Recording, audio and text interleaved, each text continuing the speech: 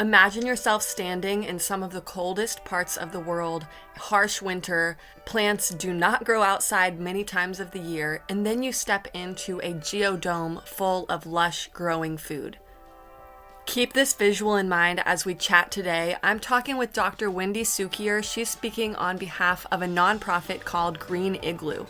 Green Iglu is bringing fresh food sources to communities across Canada who are either battling food insecurity or are wanting to foster a deeper connection to where their food comes from. And I'm so glad we're having this conversation because Canada is the second largest country in the world by land area after Russia.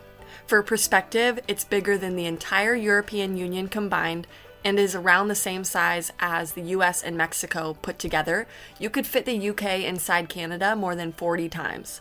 And specifically in northern Canada, where we'll be talking about different communities who literally live at the Arctic Circle, there are thousands, tens of thousands, over 100,000 people who live up in these really cold parts of Canada who do not necessarily have access to the same kind of food that you and I do. Let me tell you, when you're walking into the grocery store next and you're looking around and seeing foods of all kinds, of all shapes and sizes and colors from all over the world, and there's endless bounty, so much food waste, these communities are not experiencing that. Many towns are small, ranging from a few hundred people to a few thousand people. A large portion of the population is Indigenous, so they do have traditional practices like hunting and fishing and trapping that are still very significant to their food sovereignty. And there's a strong sense of community where neighbors rely on each other in ways that many city dwellers often don't. But due to these colder environments, a lot of these people have not experienced gardening in a way that a lot of listeners have just known as commonplace their whole life. These are important regions of the world to have conversations about. On the Global Stewardship podcast, my goal is to highlight all kinds of people like Green Iglu, whose mission is to connect people with technologies and infrastructure that will help them grow the food they need to restore food sovereignty and resilience to their communities.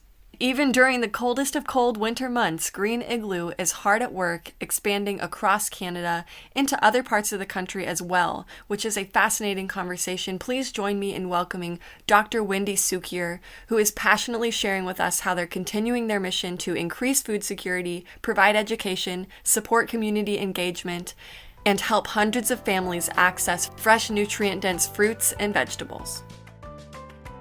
My name is Wendy Cukier, and I'm a professor at what is now Toronto Metropolitan University. And I remember when I was the Vice President of Research and Innovation, a couple of second-year students made an appointment to come and see me.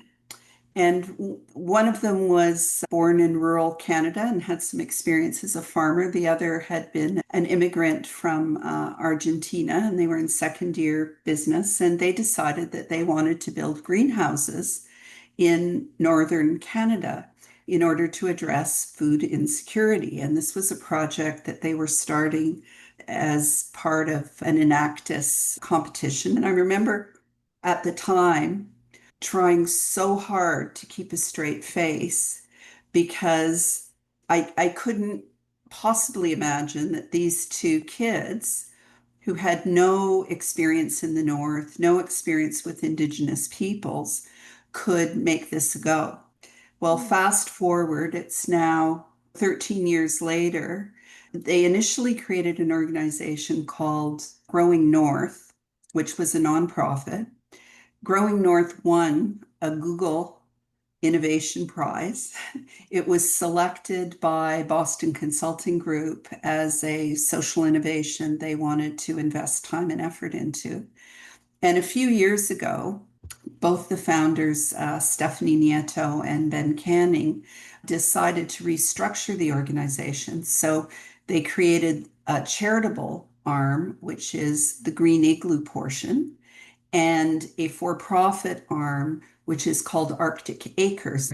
So in short, I got involved in Green Iglu at its very outset, partly against my instincts, because I thought it was such an audacious goal for young people to imagine undertaking. I couldn't see how they could possibly be successful, but I still agreed to be on the board. And I've been the chair of the board for quite some time now. And, it's one of the best decisions I ever made Wow.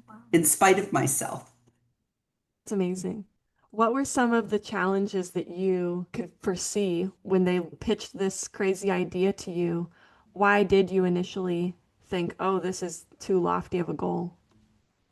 Well, because, I lead the Diversity Institute and I'm really aware of context and the principles of nothing about us without us. And I know how challenging it is to work with Indigenous communities when you're not Indigenous or you haven't spent years building relationships. So I guess that was the first sort of red flag for me. And Stephanie and Ben said, "Oh no, we've made contact with the community. They've invited us in. They've got some funding. They want to work with us." My second concern was the technology itself, because while greenhouses are well established, obviously, in southern Ontario. I grew up in Niagara, so we're kind of the food basket of the country in some respects. But the challenges around access to electricity, having access to the skilled help that you needed to actually run such a project, especially because their plan was to sort of go and set the projects up and then turn them over to the community. So I think the logistics and the technical aspects of constructing and running greenhouses to me looked incredibly daunting. And, I confess that I tend to associate expertise with age, and they were just so young and inexperienced. I didn't really see how they could pull it all together, but they were really smart. They knew how to build relationships. They knew how to build relationships with community. They knew how to build relationships with technical experts. They knew how to pull together a board of quite well-established, well-connected people who could help them build their connections even more. And they had a vision, they had a passion, and they had the confidence of youth. So it didn't even occur to them that they wouldn't be successful. Wow, yeah, I can totally relate to the naivety of a young person and how sometimes it works to our advantage. Can you help listeners picture the climate and environment in these places? You did talk about the food insecurity, but really what sparked the creation of Green Igloo in the first place? Well, I think their motivation was based on the understanding that food insecurity was a problem across Canada, and it's a growing problem, not just in northern communities, but in large communities as well. But I think what really got their attention was the inaffordability of food, and particularly fresh produce in the north. Because if you look at the landscape of food insecurity in Canada, it's highest in the north. I mean, overall in Canada, it's about 24% now. In the Yukon, it's about the national average. But in Nunavut, it's 62% of Mm. residents don't have reliable access to affordable food. And in the territories, it's 36%. And I think just the cost of food, the inaccessibility of food was really a big motivator for them. Of course, the challenges of building in remote communities are massive because there's a very small window during the year, at least initially. Now they've developed greenhouses they can grow 12 months a year, but initially they were looking at greenhouses that would grow only in the summer months.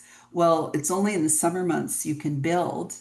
And in many cases, there was no access to even ship in the components, the parts, and so on until about May or June. So your actual time frame for getting all the materials in there, getting the greenhouse built, up and running, training people, and having even a few weeks of growing the first season was really challenging. And that also led them to explore all kinds of innovations, including solar energy, year-round production opportunities, and so on. And now we're looking at really interesting technologies with artificial intelligence and remote sensors and all kinds of things. But as I said, their vision was really motivated by what they saw as an acute need and a solution that they devised. Now, to be fair, there are other organizations that have been building community greenhouses in the north. There are quite a few now, but certainly Green Iglu's I think, unique approach includes a lot of wraparound supports, such as training as well as skills development in the communities. So it's not like they airlift in all the talent. They take a Mm. team in, but then they try to build local capacity as well, not just to support the construction, but also the growing and the tending and the training that goes Right. along with the greenhouses. Yeah, that's so key. I talk to many people who have done similar projects like this all around the globe, and they don't always follow up. And so that is such a crucial part of the conversation and a crucial part of the work that you guys are doing. Could you share a little bit about what these greenhouses look like? Because listeners may not be familiar with the setup and the training, all that goes into Green Iglu's mission. Can you give an overarching view of that so that listeners can better understand and picture it? Sure. So a lot of the initial greenhouses that were built were geodesic domes. It was a special design that Arctic Acres distributes in Canada, but they moved into all kinds of other greenhouses and some much larger scale. For example, the ones associated with the Red Deer Food Bank are much larger, more traditional models. So essentially, you have to get a greenhouse. In many of these communities, you have to actually ship in the soil, not just the fertilizer and the seeds, but actually the soil, because there's no growing material locally. So you have to get all the materials into the community. You have to build it. They require electricity. They require access to water, all sorts of other things. So you have to negotiate with the local community how they're going to have access to those kinds of facilities. And as I mentioned, there were a number of experiments with different kinds of energy to make them more self-sufficient. So you have to go in, you have to build the relationships and get invited in, then you have to go in. You have to train local workers to help construct the greenhouses. You have to train people locally to grow the plants. And one of the things, and of course, this should have occurred to us, but in some communities, the concept of a plant is very alien. There's very little access to plants as we would know them, and certainly plants that produce even berries. And so the notion that plants have to be cared for and tended to, and you can't leave for 2 weeks to go hunting and come back and expect the plants to still be alive was was a real eye opener. And as a result, the kind of training had to start at a very basic level. The kind of community engagement was absolutely critical because you wanted the community to take ownership of the greenhouse, whether it was as a source of food or whether it was as a source of education. It was really important that this be owned by the community because then the community would ensure its ongoing success. If there's not community buy-in to keep it going, the plants will die and it will just become a derelict building. So the community buy-in, engagement, ownership was super important, and trying to figure out how to adapt the work schedules and requirements to local culture was also an issue because Mm. the hours that were required and the regularity of those hours and so on were in some of the most in need and remote communities very alien concepts. So, in some cases, it made more sense to hire people who were already working, for example, in the local supermarket or a local facility that had regular hours of operation and expectations and get them to work part-time than to try to take people who had no experience with that sort of employment and help them understand what was required, because many of the places that most need access to community-based greenhouses, for example, are people who don't have the sort of lived experience and knowledge that someone who grew up on a farm or someone who grew up in a big house with a big backyard garden would have. Right. And that's why we're not just interested in the north, but we're also interested in urban community greenhouses. And we work with an organization in Toronto called Scatting Core, which is community center, but they have a really interesting circular economy where they have aquaculture, which feeds the aquaponics, which feed the greenhouse, a community kitchen, and so on. So they have a whole little ecosystem where they can bring in people, many of them immigrants living in very dense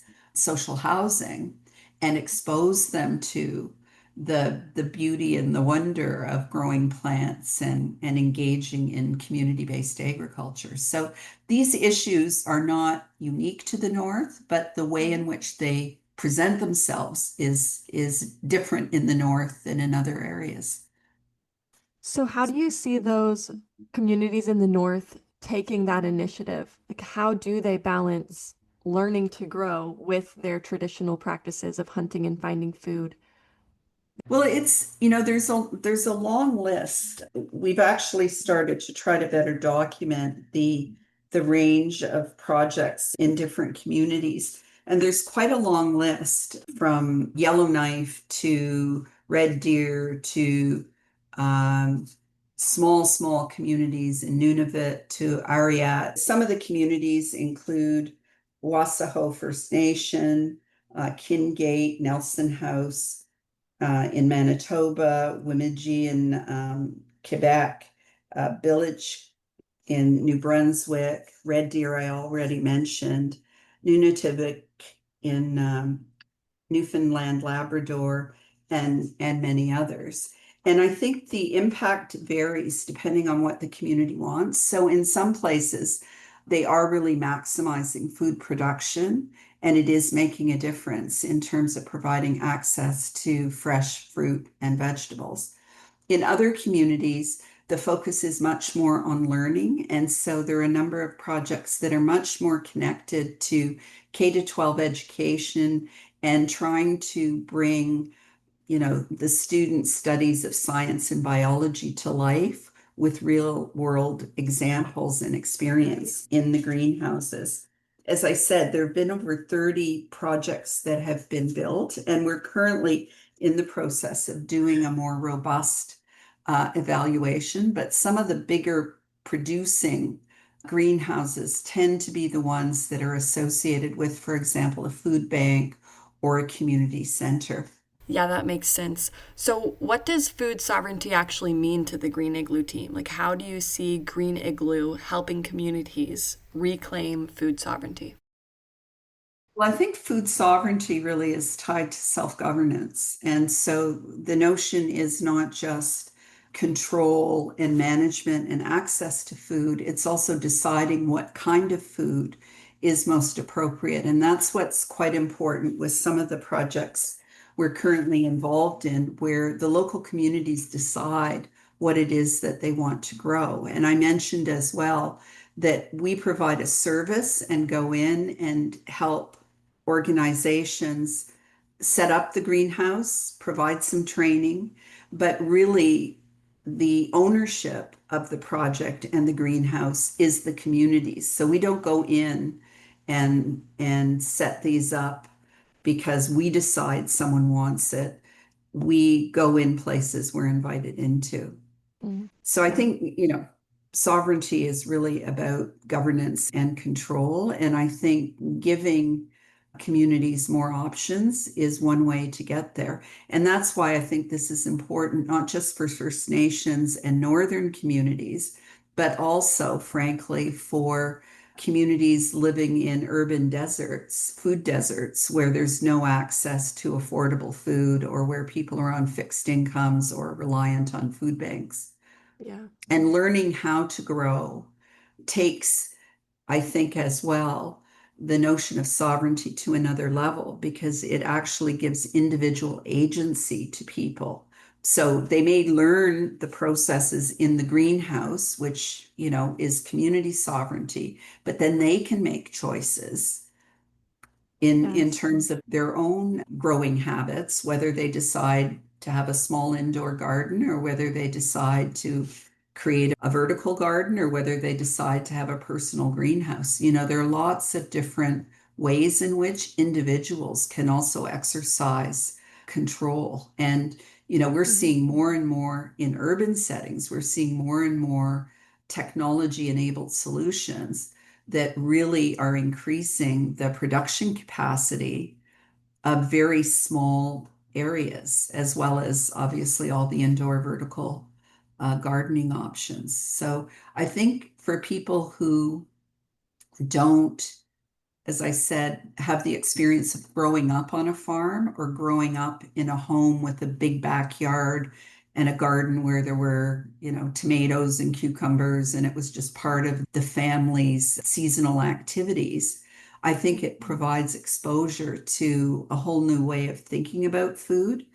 And I think the other thing, and this is more related to future skills than to Green Igloo, but the other thing that we know is the agriculture sector in Canada is more critical today than it ever was before because of the issues around the trade wars and rising prices. And sustainability of Canada relies on coming up with new solutions to enhance our national food sovereignty, to reduce our dependence on other countries for food, as well as to increase the opportunities we have to export.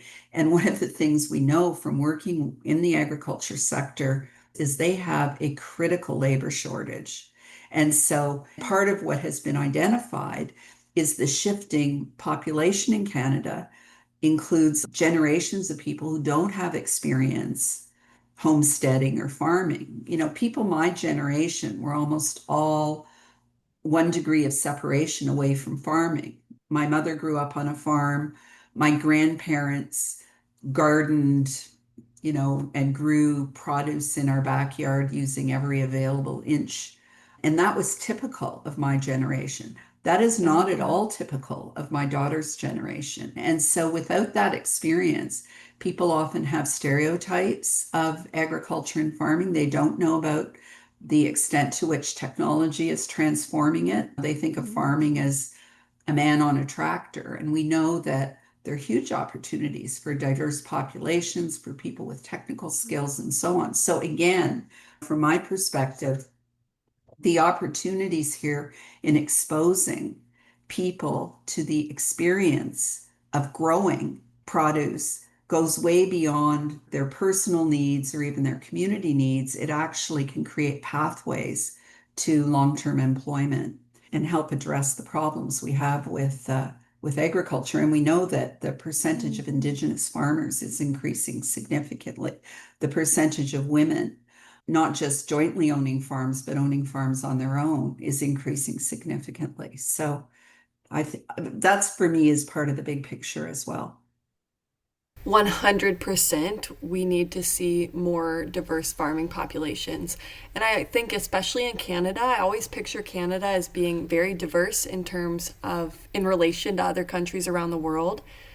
And I really appreciate this conversation because it's important that we educate ourselves on how to welcome these people, how to have these conversations, and invite others into farming and prioritize those relationships. At the beginning of this episode, you'd shared how the initial two young people with this vision were really good at forming those relationships, whether it was with the northern communities, indigenous communities, or now with people, like you said, international communities in more urban settings. Are there any words of wisdom that you could offer that would, I don't know, just help us have those cross cultural conversations, invite people in without feeling like we're just forcing this food growing thing on them? It's interesting because the more I explain sort of my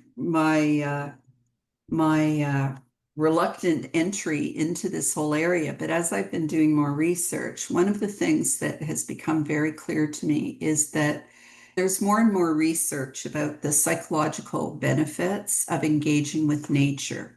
I'm sure you and your listeners are familiar with that. And Mhm. when you think about the value of getting involved with vertical gardens or greenhouses or agriculture or growing generally, I think it's important to meet people where they are and try to figure out what it is that would appeal to them. I mean, one of the things that I learned recently, for example, is that a lot of retirement homes are building greenhouses.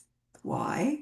Because the aging boomers, my generation and older, had that experience as young people, either living on farms or having gardens. And it's a good way of keeping them in touch with nature. It has social benefits, et cetera, et cetera. Well, that's very different than if you're trying to engage, grade 3 students in a project. That's very different if you're trying to work with the inner city versus the far north. Obviously, there are different issues, and some of them, to me, food security is clearly one of them. You eat what you grow. That is a clear benefit. But I think there are a lot of other social and psychological and educational and career oriented advantages that may resonate with some people in different ways. So I think, and I do think the absolute worst thing that we can do is trying to impose, is preach Western notions of diet and food as the driver for this. I think it really is important to meet people where they are, and that requires listening, that requires research, that requires spending time. And I do think that the successes that Green Igloo has had were very much a function of that attention to local needs, respecting local decision making, time frames, priorities, etc., and really focusing on the relationships. That was a beautiful response. Yeah, there's so much more to growing your own food than just the food. So I like the idea of approaching it from an education standpoint and a mental health standpoint. We've seen so many times, so many places around the world trying to impose our views about nutrition and diet and how it's all gone wrong. But yeah, so true that it empowers communities in so many ways beyond just diet for sure. What ways do you see food access in, whether it's these remote Canadian communities, like you said, or urban food spaces? How are you seeing these issues with food access there reflecting global food system injustices? Really, it's a really good question. I think, there are two factors that affect access to food. The most important one is poverty. And there's a very strong relationship between poverty and access to food globally. That's foundational. And then there is also the issue of access to arable land and climate or technology. What's interesting to me is, especially in the spirit of truth and reconciliation, some organizations are actually looking at giving back to Indigenous communities through providing greenhouses, arable land, et cetera, on institutional properties. So, for example, the University of Toronto has created Indigenous spaces for growing as well as healing and other things. And so, to me, that's more Canadian than global, but it's an interesting kind of twist on how to think about truth and reconciliation as more than you know, recognizing events or even looking at indigenizing curriculum or providing scholarships to Indigenous students, but actually thinking about giving back land effectively to Indigenous peoples. So that's one of the innovative things that I've seen. We know that globally food insecurity is massive and it's affected, as I said, by poverty, it's affected by access to land and technology, and clearly it's affected by the geopolitical environment. And we're seeing that with the trade wars, we're seeing that with warfare, and the impact of that is often famine on local communities. And those are not solutions, in my view, that can be created without addressing the fundamental political conflicts. Because the war in Ukraine has completely disrupted grain production and supply, as well as other things. And clearly, the war in the Middle East is leading to mass starvation. So, um, those are things that building a greenhouse is not going to address. But some of the Right. issues around poverty and supply chains, etc., I think can be addressed in part with technology and community-based agriculture. And we do see it, the Scandinavian countries are very advanced in this. The Netherlands has, I think, more greenhouses per capita than anywhere else in the world. There are lots of countries, some of them much, much smaller than ours, with much, much less arable land than ours, that are finding ways to provide better access to growing for more people. And so I think we're doing a reasonable job. But when you think about the size of Canada and the unused arable land, and the extent of food insecurity, to me, it's fairly obvious that we can do a better job. Yeah. Those were some great examples. I am wondering if you could picture your dream utopian use of the arable land that's currently not being used in Canada. Do you kind of have an idealistic vision for how that could be utilized? I'm as I explained at the outset, two second-year students were way smarter than me, and I studied history before I studied technology. So I'm not so good at looking at the future, but I do think that as we're talking about building Canada, as we're talking about becoming more secure and sustainable, I worry that there is a focus on the industries that are being directly targeted, particularly steel, aluminum, copper, manufacturing. We've heard a little bit about agriculture, particularly some of the sectors, but I don't know that people are thinking big picture in Mm. terms of agriculture and reclaiming our legacy as a farming nation. And I mean, thinking about farming as an important, critical, but also attractive option, not just for people who are born in Canada, but I see massive opportunities for immigrants. And it's only been fairly recently that a lot of the organizations that I work with are starting to look at opportunities for immigrants to do more than be temporary foreign workers, but actually to buy farms, to run farms. Instead of buying a Tim Hortons franchise in downtown Toronto, why Mhm. not look at taking over a family farm in Bolton or something? Because we know that succession in agriculture, in farming communities, is a massive problem, because typically what happens is the family amasses wealth, and as soon as they amass wealth, the kids leave to do something else. And I know so many successful tech entrepreneurs, real estate moguls, doctors, lawyers, and so on, who grew up on farms.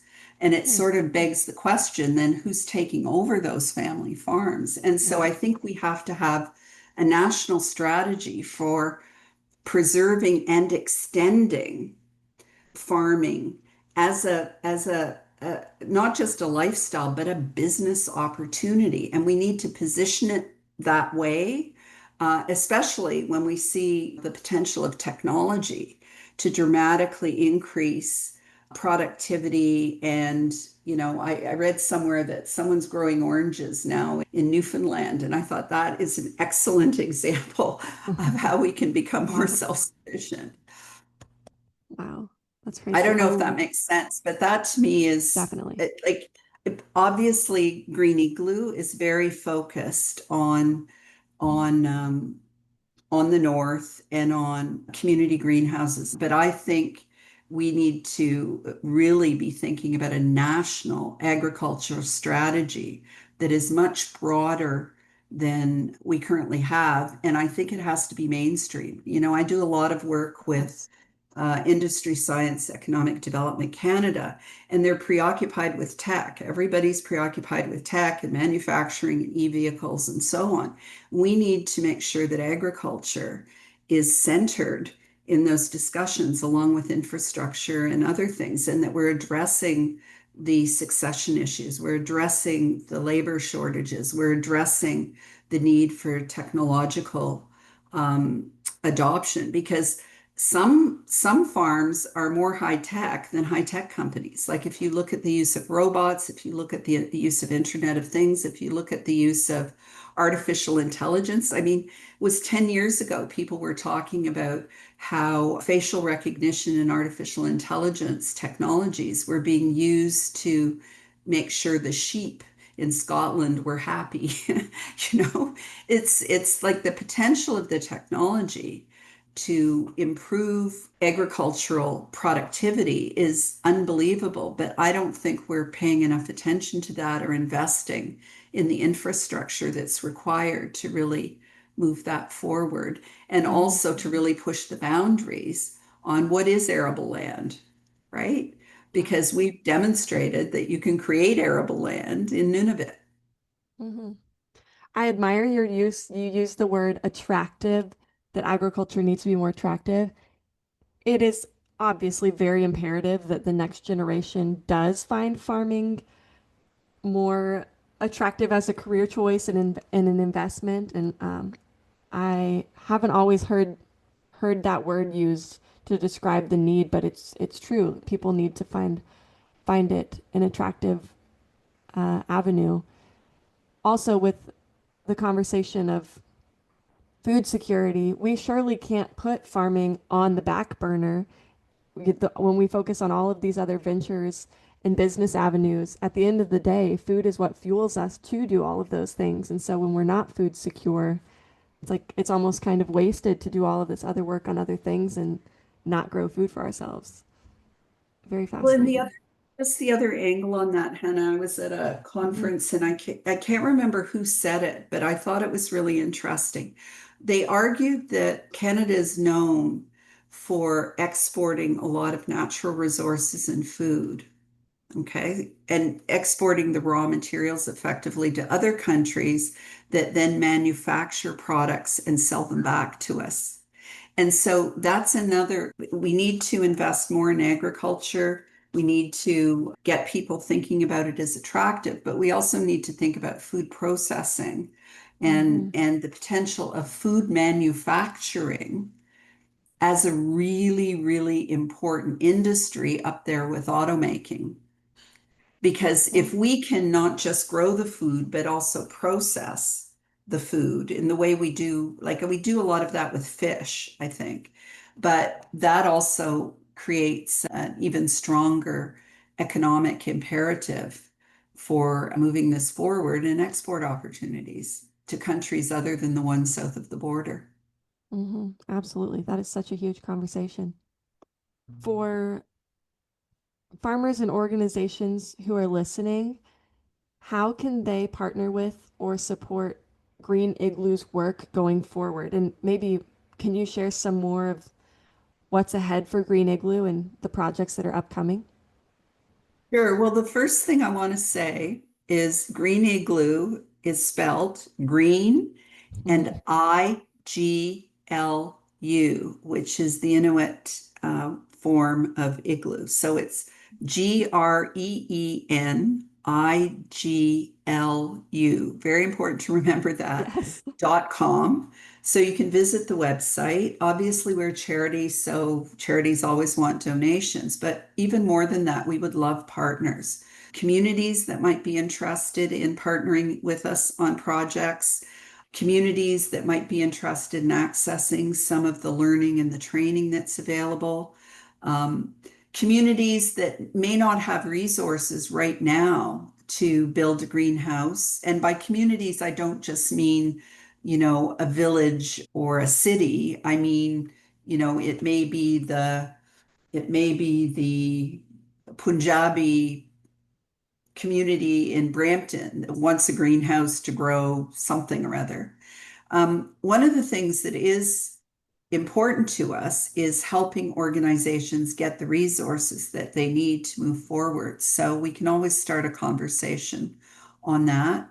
We're always looking for volunteers and people to spread the word. So lots of ways that organizations can partner with us or other partners. And as I said, Green Igloo is also working very closely with the Future Skills Center to try to help build more of a national perspective on community greenhouses and their role in a national agricultural strategy. So, certainly, if folks have projects that they want to tell us about, we'd love to hear about those too. That's awesome. I meant to ask this earlier, but if every listener took one step today toward food justice or sovereignty, what would you want that step to be? Well, the easiest thing to say is donate to the food bank.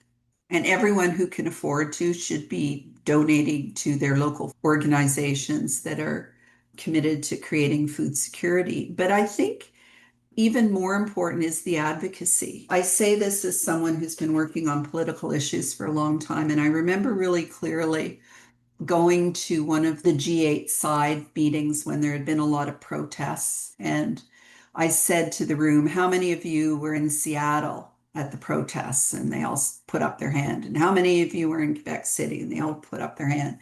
And then I said, and how many of you know who your local member of parliament is? And they all looked at their feet, Mhm. right? And I would say the single most important thing to do at this moment in time, if you think these issues are important, is to educate yourself and communicate to your local member of parliament that you want this on the national agenda, that you want a national agricultural strategy that takes into account community greenhouses and vertical farming and the full range of opportunities to advance food security for Canadians. And that should be part of the national project. And you don't, quite honestly, members of parliament typically don't hear from a lot of constituents. You know, they might get spammed by mass mailings or they get petitions or certain interest groups show up at their door. But if food security is something that you're really interested in, or you want to drive the creation of a project in your community, you need to communicate with your local officials, whether that's your member of parliament or your city councillor or the equivalent, and get them thinking about this. Because frankly, to me, it's so obvious now that we have to think about these issues. And yet, if you read the paper, how often do you see articles about agriculture as opposed to electric vehicles and manufacturing and what's happening to aluminum and copper? We just don't hear a lot about agriculture. And we need to really reclaim that heritage and make sure that we have a future for Canadian farmers at all levels. The important thing is to make sure that this is on the radar of all parties and all federal politicians. And it doesn't matter if you live in the prairies or Niagara, anywhere in the country, literally, there are issues around agriculture and food security that need to be addressed. And it's only if people speak out that we will move that forward. For sure. Well, thank you so much for joining me today. I'm excited to share the word about what Green Igloo is doing. And yeah, like you said, I believe advocacy is one of the most important things we can be doing.